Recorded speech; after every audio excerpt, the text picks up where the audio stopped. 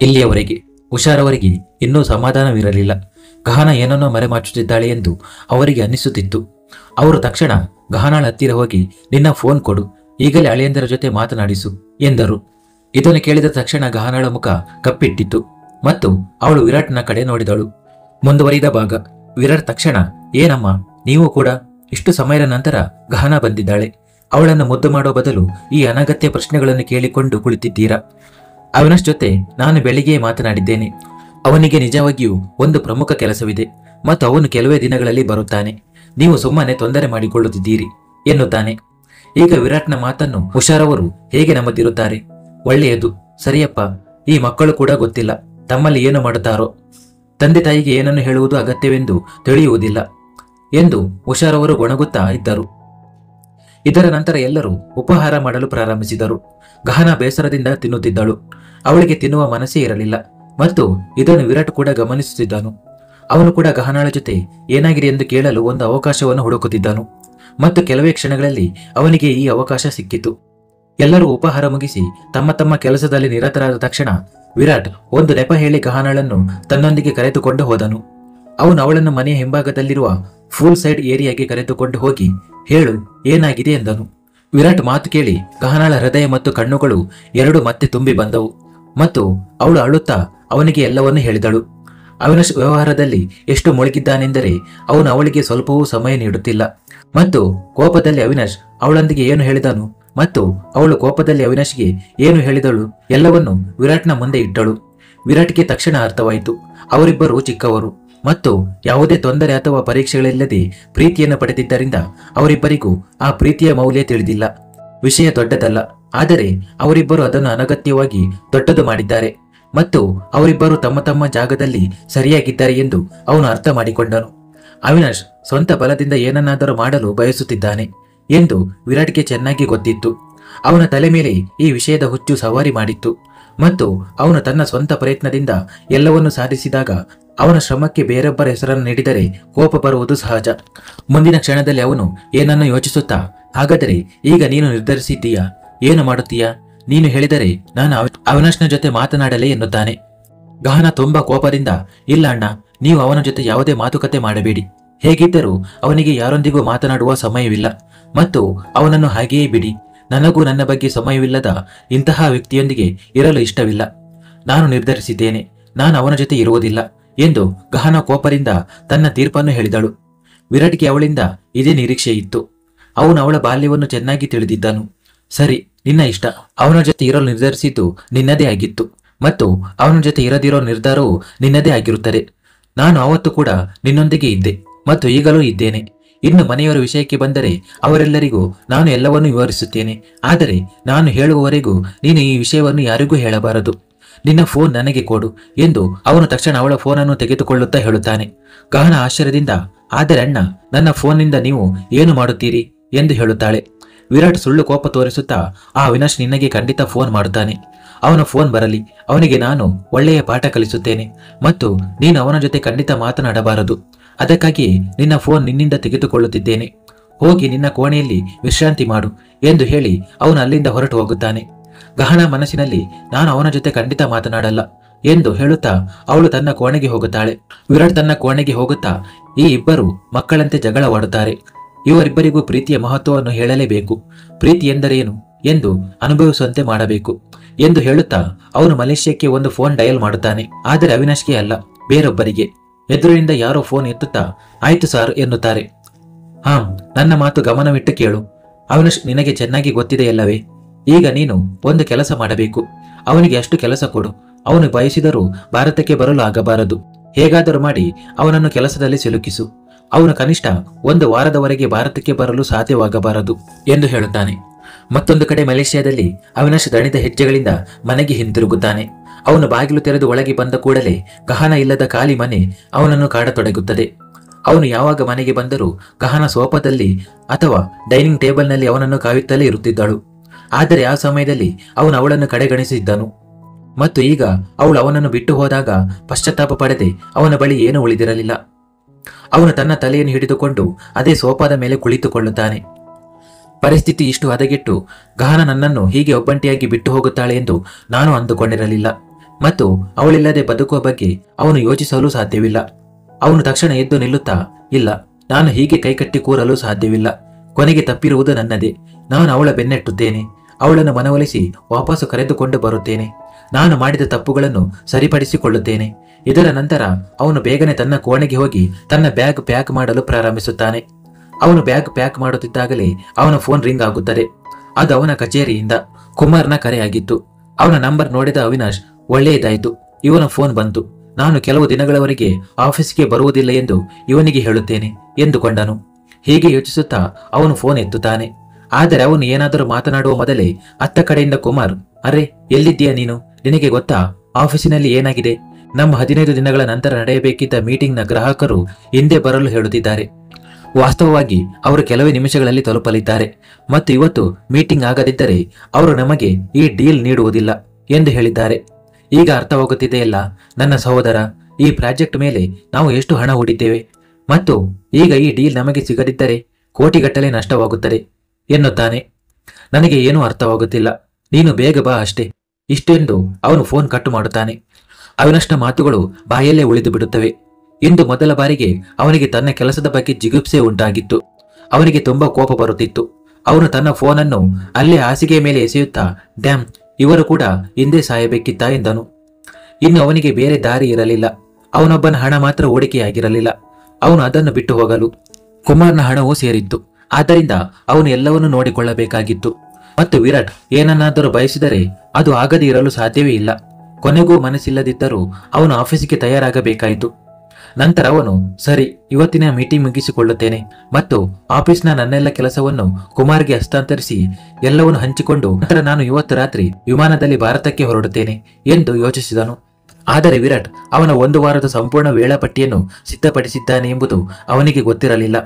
ಅವಿನಾಶ್ಗೆ ಹೆಚ್ಚು ಕೆಲಸ ಮಾಡುವ ಹವ್ಯಾಸ ಇದೆಯಲ್ಲ, ಹಾಗಾಗಿ ಇಡೀ ವಾರ ಅವನು ಕೆಲಸವನ್ನೇ ಮಾಡುತ್ತಾನೆ. ವಿರಾಟ್ ಫೋನ್ನಲ್ಲಿ ಎಲ್ಲವನ್ನೂ ಅರ್ಥ ಮಾಡಿಕೊಂಡಿದ್ದನು, ಹೇಗೆ, ಯಾವಾಗ ಮತ್ತು ಏನು ಮಾಡಬೇಕು ಎಂದು. ಇದರ ನಂತರ ಅವನು ಫೋನ್ ಕಟ್ಟು ಮಾಡುತ್ತಾನೆ.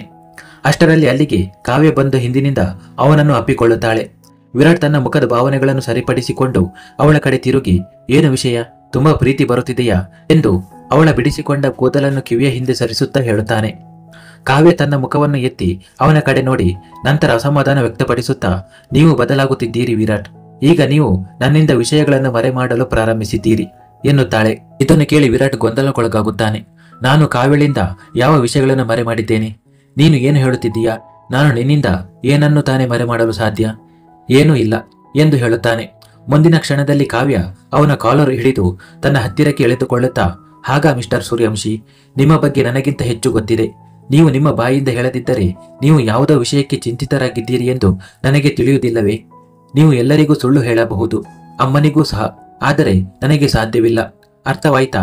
ಈಗ ಬೇಗ ಹೇಳಿ ಎಂದು ಕಾವ್ಯ ತನ್ನ 2 ಕೈಗಳನ್ನು ಸೊಂಟದ ಮೇಲೆ ಇಟ್ಟುಕೊಂಡು ಹೇಳುತ್ತಾಳೆ. ವಿರಾಟ್ ಅವಳ ತಲೆಗೆ ಲಘುವಾಗಿ ತಟ್ಟುತ್ತಾ, ಹೇಗೆ ಅರ್ಥ ಮಾಡಿಕೊಳ್ಳುತ್ತೀಯಾ ಎಂದು ಹೇಳುತ್ತಾ ಅವಳನ್ನು ತನ್ನ ಎದೆಗೆ ಬಿಗಿದಪ್ಪಿಕೊಳ್ಳುತ್ತಾನೆ. ಸರಿ ಸರಿ, ಈಗ ಹೆಚ್ಚು ಮಾತು ಬೇಡ. ನನ್ನ ಈ ಸ್ಯಾಡಿಸ್ನನ್ನು ಏನು ವಿಷಯ ಕಾಡುತ್ತಿದೆ ಎಂದು ಬೇಗ ಹೇಳು ಎಂದು ಹೇಳುತ್ತಾಳೆ. ವಿರಾಟ್ ಅವಳನ್ನು ಆರಾಮವಾಗಿ ಸೋಫಾದ ಮೇಲೆ ಕೂರಿಸುತ್ತಾನೆ ಮತ್ತು ತಾನು ಅವಳ ಪಕ್ಕದಲ್ಲಿ ಕುಳಿತುಕೊಂಡು ಎಲ್ಲ ವಿಷಯವನ್ನು ಹೇಳುತ್ತಾನೆ. ಕಹನ ಮತ್ತು ಅವಿನಾಶ್ನ ನಡುವಿನ ಸಂಬಂಧದಲ್ಲಿ ಬಿರುಕು ಮೂಡಿದೆ ಎಂದು. ಕಾವ್ಯ ಅವನ ಮಾತನ್ನು ಬಹಳ ಆಸಕ್ತಿಯಿಂದ ಕೇಳುತ್ತಿದ್ದಳು. ಅವಳು ವಿರಾಟ್ನ ಕೈಯ ಮೇಲೆ ತನ್ನ ಕೈಯಿಟ್ಟು, ಈ ಸಣ್ಣ ಪುಟ್ಟ ಜಗಳಗಳು ಪ್ರತಿ ಸಂಬಂಧದಲ್ಲೂ ಸಾಮಾನ್ಯ ಮತ್ತು ಜಗಳಗಳ ನಂತರವೇ ಪ್ರೀತಿ ಹೆಚ್ಚುತ್ತದೆ ಎಂದು ತನ್ನ ತಲೆಯನ್ನು ವಿರಾಟ್ನ ಭುಜದ ಮೇಲೆ ಇಟ್ಟು ಹೇಳುತ್ತಾಳೆ. ಹೌದು, ನೀನು ಹೇಳುವುದು ಸರಿ. ಆದರೆ ಇಬ್ಬರಿಗೂ ಪ್ರೀತಿಯ ಮಹತ್ವವನ್ನು ಅರ್ಥ ಮಾಡಿಸಲು ನಾನು ಏನೋ ಯೋಚಿಸಿದ್ದೇನೆ ಎಂದು ಹೇಳುತ್ತಾ ನಂತರ ವಿರಾಟ್ ಅವಳಿಗೆ ಇಡೀ ಯೋಜನೆಯನ್ನು ವಿವರಿಸುತ್ತಾನೆ. ನೀವು ಚಿಂತಿಸಬೇಡಿ, ನಾನು ನಿಮ್ಮೊಂದಿಗಿದ್ದೇನೆ. ಇಬ್ಬರು ಹೇಗೆ ದಾರಿಗೆ ಬರುತ್ತಾರೆ ಎಂದು ನೋಡಿ, ಕಾವ್ಯ ನಗುತ್ತಾ ಹೇಳುತ್ತಾಳೆ. ಮತ್ತೊಂದೆಡೆ ಮಲೇಷ್ಯಾದಲ್ಲಿ ಅವಿನಾಶ್ ಇಷ್ಟವಿಲ್ಲದಿದ್ದರೂ ಆಫೀಸಿಗೆ ಹೋಗಬೇಕಾಗುತ್ತದೆ. ಹಾಗಾಗಿ ಅವನು ಗಹನಾಗೆ ಕರೆ ಮಾಡುತ್ತಿದ್ದನು. ಆದರೆ ಇದುವರೆಗೂ ಅವಳ ಫೋನ್ ಸ್ವಿಚ್ ಆಫ್ ಆಗಿತ್ತು. ಅವನು ತನ್ನ ಕಾರಿನಲ್ಲಿ ಕುಳಿತು ಈಗಾಗಲೇ ಅವಳು ಭಾರತ ತಲುಪಿದ್ದಾಳೆ, ಹಾಗಾದರೆ ಅವಳ ಫೋನ್ ಏಕೆ ಸ್ವಿಚ್ ಆಫ್ ಆಗಿದೆ ಎಂದು ಯೋಚಿಸುತ್ತಾನೆ. ಒಂದು ಕೆಲಸ ಮಾಡುತ್ತೇನೆ, ವಿರಾಟ್ ಅಣ್ಣನಿಗೆ ಕರೆ ಮಾಡುತ್ತೇನೆ. ನಂತರ ಅವನು ತಕ್ಷಣ, ಆದರೆ ಗಹನ ಅವರಿಗೆ ಈಗಾಗಲೇ ಎಲ್ಲವನ್ನೂ ಹೇಳಿರುತ್ತಾಳೆ. ಅವರು ನನಗೆ ಸರಿಯಾಗಿ ಗದರಿಸುತ್ತಾರೆ. ವಿರಾಟ್ನ ಕೋಪವನ್ನು ನೆನಪಿಸಿಕೊಂಡು ಅವನು ಹೆದರುತ್ತಾನೆ. ಆದರೆ ಮುಂದಿನ ಕ್ಷಣದಲ್ಲಿ ಅವನು ಧೈರ್ಯ ತಂದುಕೊಂಡು, ಈಗ ಗದರಿಸಿಕೊಳ್ಳುವಂತಹ ಕೆಲಸ ಮಾಡಿದ್ದೇನೆ, ಹಾಗಾಗಿ ಗದರಿಸಿಕೊಳ್ಳಲೇಬೇಕು ಹೀಗೆ ಹೇಳುತ್ತಾ ಅವನು ವಿರಾಟ್ಗೆ ಕರೆ ಮಾಡುತ್ತಾನೆ. ಅವಿನಾಶ್ನ ನಂಬರ್ ನೋಡಿದ ತಕ್ಷಣ ವಿರಾಟ್ನ ತುಟಿಗಳ ಮೇಲೆ ಒಂದು ನಿಗೂಢ ಮಂದಹಾಸ ಮೂಡುತ್ತದೆ. ನನಗೆ ಗೊತ್ತಿತ್ತು ನೀನು ಖಂಡಿತ ನನಗೆ ಕರೆ ಮಾಡುತ್ತೀಯಾ ಎಂದು. ಸರಿ. ಅವನು ಫೋನ್ ತೆಗೆದು ಕಿವಿಗೆ ಇಟ್ಟುಕೊಂಡು ಹಲೋ ಗುಡ್ ಮಾರ್ನಿಂಗ್ ಅಣ್ಣ ಎನ್ನುತ್ತಿರುವಾಗಲೇ ವಿರಾಟ್ ಮಧ್ಯದಲ್ಲಿ ಅವನ ಮಾತನ್ನು ಕತ್ತರಿಸಿ, ಅವಿನಾಶ್, ನಾನು ನಿನ್ನೊಂದಿಗೆ ನಂತರ ಮಾತನಾಡುತ್ತೇನೆ, ಈಗ ಮೀಟಿಂಗ್ನಲ್ಲಿದ್ದೇನೆ ಇಷ್ಟು ಹೇಳಿ ಅವನ ಮಾತು ಕೇಳದೆಯೇ ಫೋನ್ ಕಟ್ ಮಾಡುತ್ತಾನೆ. ಅವಿನಾಶ್ನ ಮುಖ ಬೆಳಿಚಿಕೊಳ್ಳುತ್ತದೆ. ಅವನು ಫೋನನ್ನು ಕಾರಿನ ಸೀಟಿನ ಮೇಲೆ ಎಸೆದು ನಂತರ ಆಫೀಸ್ಗೆ ಹೊರಡುತ್ತಾನೆ. ಗಹನ ಮನೆ ಬಿಟ್ಟು ಬಂದಿದ್ದಳು. ಆ ಮನೆಯನ್ನು ಅವರು ಮತ್ತು ಗಹನ ಬಹಳ ಪ್ರೀತಿಯಿಂದ ಅಲಂಕರಿಸಿದ್ದರು. ಆ ಮನೆಯನ್ನು ಅವರಿಬ್ಬರು ತಮ್ಮ ಪ್ರೀತಿಯ ಬಣ್ಣದಿಂದ ಬಣ್ಣಿಸಿದ್ದರು. ಆ ಮನೆಯ ಪ್ರತಿ ಮೂಲೆಯಲ್ಲಿಯೂ ಪ್ರೀತಿ ಮಾತ್ರವೇ ತುಂಬಿತ್ತು. ನಾವು ಅವನೊಂದಿಗೆ ಮಾತನಾಡುವುದಿಲ್ಲ ಅಥವಾ ಅವನಿಲ್ಲದೆ ನಾವು ಬದುಕುತ್ತೇವೆ ಎಂದು ಹೇಳುವುದು ಸುಲಭ, ಆದರೆ ಅದನ್ನು ಮಾಡುವುದು ತುಂಬಾ ಕಷ್ಟ. ಅವಳು ಅವಿನಾಶ್ನಿಂದ ಬೇರ್ಪಟ್ಟು ಕೆಲವೇ ಗಂಟೆಗಳು ಕಳೆದಿವೆ. ಆಗಲೇ ಅವಳಿಗೆ ಅಸಹನೆ ಶುರುವಾಗಿತ್ತು. ಅವಳು ತನ್ನ ಹಾಸಿಗೆ ಮೇಲೆ ಮಲಗಿ ವಿಶ್ರಾಂತಿ ಪಡೆಯುತ್ತಿದ್ದಳು. ಆದರೆ ಮನಸ್ಸು ಮತ್ತು ಮೆದುಳು ಅವಿನಾಶ್ನಲ್ಲಿ ಮಾತ್ರವೇ ಸಿಲುಕಿಕೊಂಡಿದ್ದವು. ಅವನು ಏನಾದರೂ ತಿಂದಿದ್ದಾನೋ ಇಲ್ಲವೋ ಗೊತ್ತಿಲ್ಲ. ಅವನು ತುಂಬಾನೇ ಅಸಡ್ಡೆ ವಹಿಸುತ್ತಾನೆ. ಊಟ ತಿಂಡಿಯ ಬಗ್ಗೆ ಅವನಿಗೆ ಯಾವುದೇ ಸುಳಿವಿಲ್ಲ, ಕೇವಲ ಕೆಲಸ. ಹೀಗೆ ಗೊಣಗುತ್ತಾ ಇತ್ತಿಂದ ಅತ್ತ ಹೊರಳಾಡುತ್ತಿದ್ದಳು. ಮುಂದಿನ ಕ್ಷಣವೇ ನನಗೇನು ಚಿಕ್ಕ ಮಗುವೇನೂ ಅಲ್ಲ, ಹಸಿದಾಗ ತಾನೇ ತಿನ್ನುತ್ತಾನೆ, ನನಗೇನೂ ಪರವಾಗಿಲ್ಲ. ಅವಳು ತನಗೆ ಏನೂ ಪರವಾಗಿಲ್ಲ ಎಂದು ತನ್ನನ್ನು ತಾನೇ ಸಮಾಧಾನ ಪಡಿಸಿಕೊಳ್ಳಲು ಹೀಗೆ ಬಡಬಡಿಸುತ್ತಿದ್ದಳು. ಆದರೆ ನಿಜ ಸಂಗತಿ ಏನೆಂದರೆ ಕೇವಲ ಕೆಲವೇ ಗಂಟೆಗಳಲ್ಲಿ ಅವಳಿಗೆ ಎಲ್ಲವೂ ಪರವಾಗಿಲ್ಲ ಎಂದು ಅನಿಸಲು ಶುರುವಾಗಿತ್ತು. ಅಶಾಂತಿ ನಿಧಾನವಾಗಿ ಅವಳನ್ನು ಆವರಿಸುತ್ತಿತ್ತು. ಇದೆಲ್ಲದರಿಂದ ಬೇಸತ್ತು ಮತ್ತು ಅವಿನಾಶ್ನಿಂದ ತನ್ನ ಗಮನವನ್ನು ಬೇರೆಡೆಗೆ ಸೆಳೆಯಲು ಅವಳು ತನ್ನ ಕೋಣೆಯಿಂದ ಹೊರಬಂದು ಕಾವ್ಯ ಬಳಿ ಹೋಗುತ್ತಾಳೆ.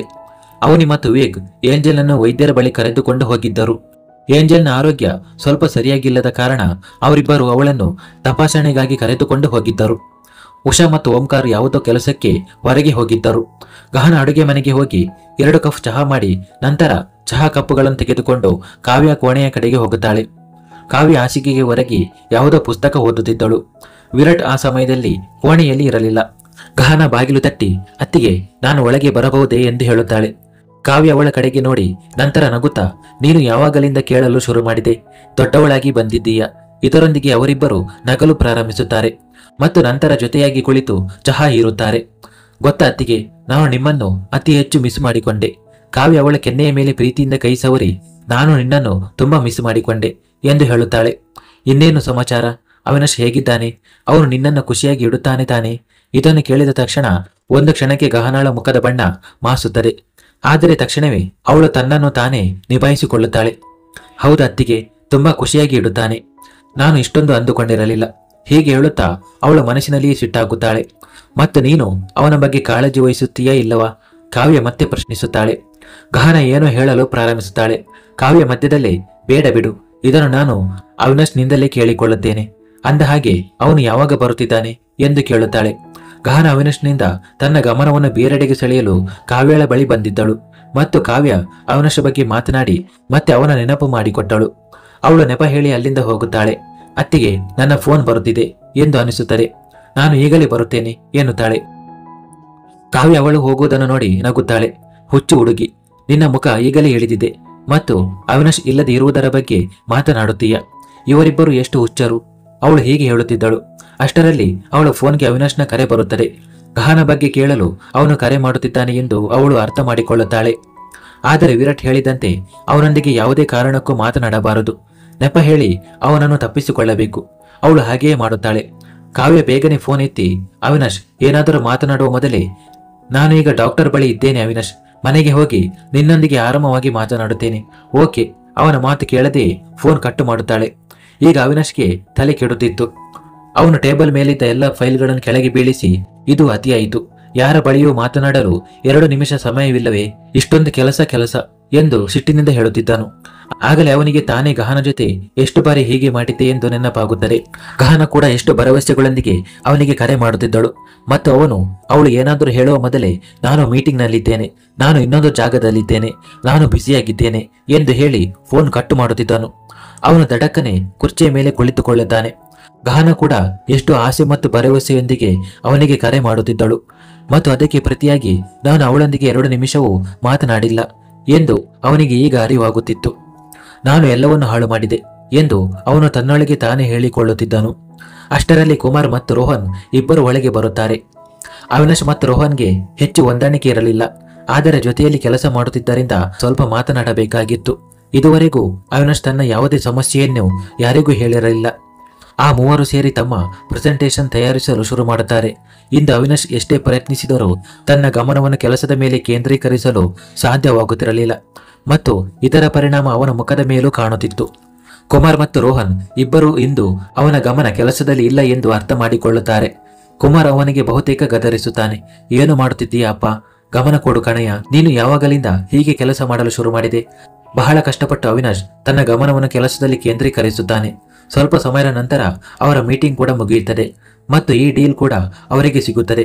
ಅವಿನಾಶ್ ಖುಷಿಯಿಂದ ಅಂತಿಮವಾಗಿ ಎಲ್ಲ ಕೆಲಸ ಮುಗಿಯಿತು. ಈಗ ಯಾವುದೇ ಟೆನ್ಷನ್ ಇಲ್ಲ. ಇಂದು ರಾತ್ರಿಯೇ ನಾನು ಭಾರತಕ್ಕೆ ಹೊರಡುತ್ತೇನೆ ಮತ್ತು ಬೇಗನೆ ನನ್ನ ಗಹನಾಳನ್ನು ವಾಪಸ್ ಕರೆದುಕೊಂಡು ಬರುತ್ತೇನೆ. ಅವನು ಹೀಗೆ ಹೇಳುತ್ತಿದ್ದಾಗಲೇ ಅವನ ಫೋನ್ ರಿಂಗ್ ಆಗುತ್ತದೆ ಮತ್ತು ಎಲ್ಲ ಕ್ಲೈಂಟ್ಗಳು 1 ವಾರದವರೆಗೆ ಇಲ್ಲೇ ಇರಲಿದ್ದಾರೆ ಮತ್ತು ಪ್ರಾಜೆಕ್ಟ್ ಕೆಲಸವನ್ನು ನೋಡಿಕೊಳ್ಳಲಿದ್ದಾರೆ ಎಂದು ಅವನಿಗೆ ತಿಳಿಯುತ್ತದೆ. ಅಂದರೆ 1 ವಾರದವರೆಗೆ ಅವಿನಾಶ್ನ ಪ್ರಯಾಣ ರದ್ದು. ಅವಿನಾಶ್ ಮತ್ತೊಮ್ಮೆ ನಿರಾಶೆಗೊಳ್ಳುತ್ತಾನೆ. ಹೀಗೆ ದಿನ ಕಳೆದು ರಾತ್ರಿ ಆಗುತ್ತದೆ. ಹಗಲನ್ನು ಗಹನ ಹೇಗೋ ಒಂದು ನೆಪದಲ್ಲಿ ಕಳೆದಳು. ಆದರೆ ರಾತ್ರಿ ಅವಳು ಏನು ಮಾಡುತ್ತಾಳೆ? ಅವಿನಾಶ್ ಜೊತೆ ಇಡೀ ದಿನ ಮಾತನಾಡದೆ ಇರುವುದು ಇದೇ ಮೊದಲ ಬಾರಿಯಾಗಿತ್ತು. ಅವಳು ತನ್ನ ಕೋಣೆಯಲ್ಲಿ ಅತ್ತಿಂದಿತ್ತ ತಿರುಗಾಡುತ್ತಾ ಅವನು ಏನು ಮಾಡುತ್ತಿರಬಹುದು? ಅವನು ಏನಾದರೂ ತಿಂದಿದ್ದಾನೋ ಇಲ್ಲವೋ? ತನ್ನ ಬಗ್ಗೆ ಗಮನ ಹರಿಸುತ್ತಾನೋ ಇಲ್ಲವೋ? ಈಗ ಮನೆಗೆ ಬಂದಿರುತ್ತಾನೋ ಅಥವಾ ಇನ್ನೂ ಆಫೀಸ್ನಲ್ಲಿ ಇರುತ್ತಾನೋ? ಓಹೋ, ಹೇಗೆ ತಿಳಿದುಕೊಳ್ಳಲಿ? ನನ್ನ ಫೋನ್ ಕೂಡ ವಿರಾಟ್ ಅಣ್ಣನ ಬಳಿ ಇದೆಯಲ್ಲ.